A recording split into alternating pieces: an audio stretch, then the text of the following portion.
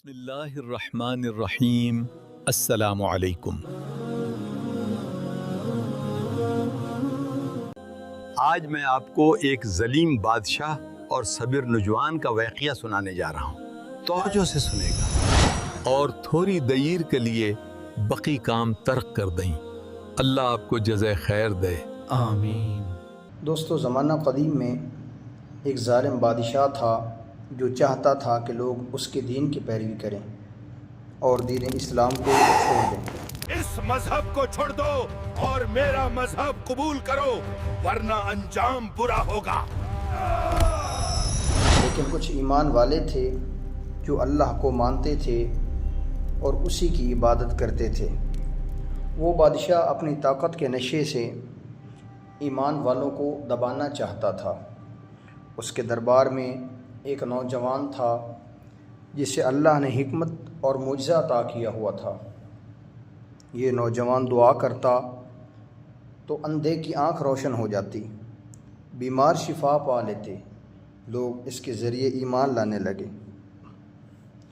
بادشاہ کو یہ خبر ملی تو اس نے اس نوجوان کو بلایا اور کہا کہ یہ سب کس کے حکم سے ہوتا ہے؟ نوجوان نے جواب دیا کہ یہ میرے رب کے حکم سے ہوتا ہے۔ یہ سن کر بادشاہ آگ بگولا ہو گیا۔ اس نے اس نوجوان کو طرح طرح سے مارنے کی کوشش کی، پہاڑ سے گرانے کی کوشش کی، سمندر میں ڈبونے کی کوشش کی، مگر اللہ نے اس نوجوان کو بچا لیا۔ آخر کار نوجوان نے خود اس بادشاہ کو طریقہ بتایا کہ اگر واقعہ ہی تم مجھ کو مارنا چاہتے ہو تو سب لوگوں کو جمع کرو اور پھر میرے تیر سے مجھ کو مارو، اور یہ کہو بسم اللہ رب الغلام۔ بادشاہ نے ایسا ہی کیا، اور جیسے ہی اس نے بسم اللہ رب الغلام کہا اور تیر چلایا تو وہ نوجوان شہید ہو گیا۔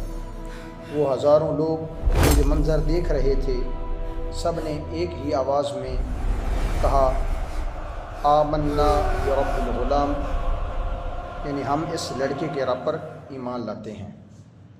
بادشاہ کے لیے ایک زبردست جھٹکا تھا۔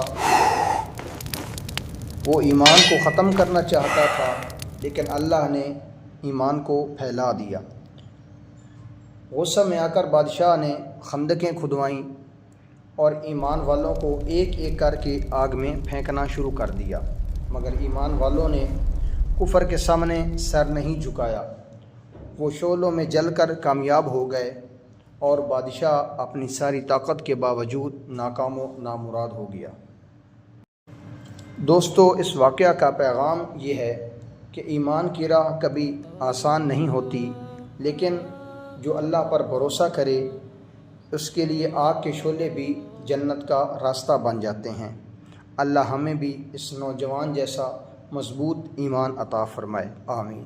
یا اللہ، ہمارے گناہ معاف فرما اور ہم پر اپنی رحمت نازل فرما، آمین۔